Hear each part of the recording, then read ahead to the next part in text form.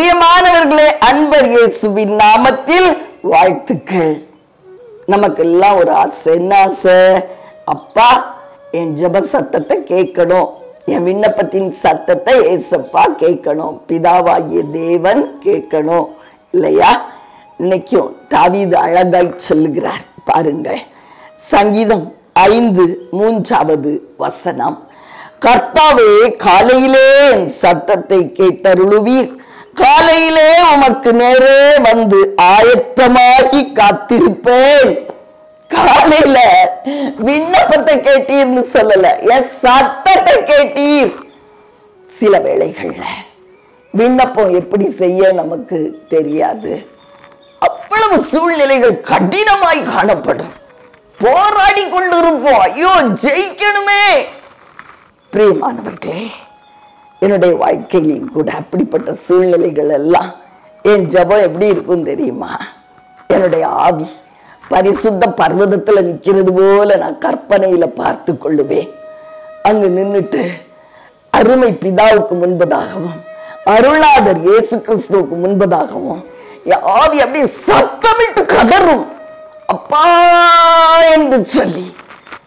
என்னுடைய குரல் அந்த பரலோகம், 3வது வானம், தேவனுடைய வாசஸ்தலம், அங்கு முழுசும் அப்படி எதிரொலிக்கிற மாதிரி நான் கற்பனையில பார்ப்பேன்.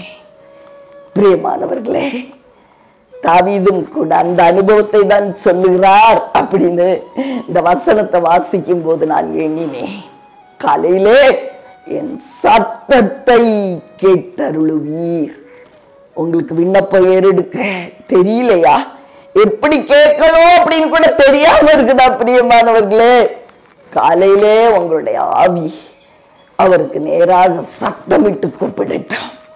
ஏசப்பா, அருமை பிதாவே, தகப்பனே, பரலோக தகப்பனே என்று நீங்க கதறி கூப்பிடுகிற சத்தத்துக்கு அவர் பதில் கொடுக்கிறார்.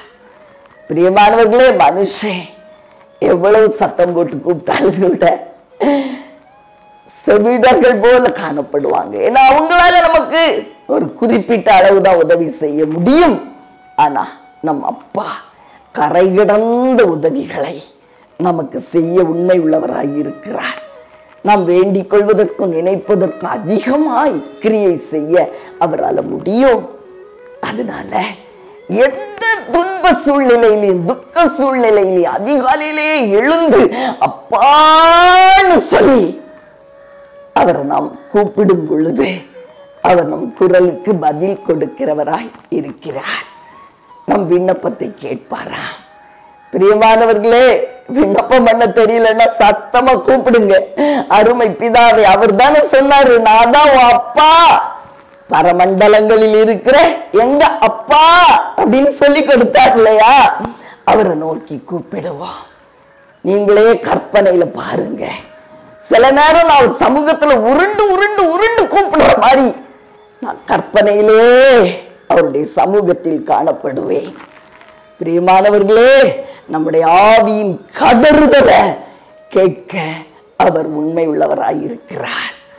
இன்னைக்கு உங்க விண்ணப்பத்துக்கு பதில் கொடுக்கிறார். ஜெபிக்கட்டுமா? பிரியமானவர்களே, அன்பின் பரலோக தகப்பனே, அருமையான நல்ல இரட்சகா, ஆவியானவரே, சில வேளைகளிலே ஜெபிக்க கூட தெரியாதுப்பா.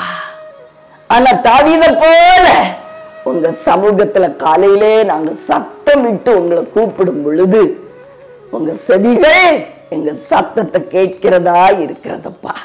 எதுக்காக நாங்க சத்தம் போடுறோம்னு உங்களுக்கு தெரியும் ராஜா. மனுஷங்களை போல அல்ல, உங்களுடைய செவிகள் எங்க சத்தத்துக்கு பதில் கொடுக்கிற செவிகளப்பா, எங்க சத்தத்தை கேட்கிற செவிகளப்பா. உமக்கு நன்றி. உம்முடைய வல்ல நாமம் மகிமைப்படட்டும். இயேசுவின் நாமத்தில் பதில் கொடுப்பதற்காய் நன்றி. பதிலை எடுத்துக் கொள்ளுகிறோம் இயேசுவின் நாமத்தில் பிதாவே.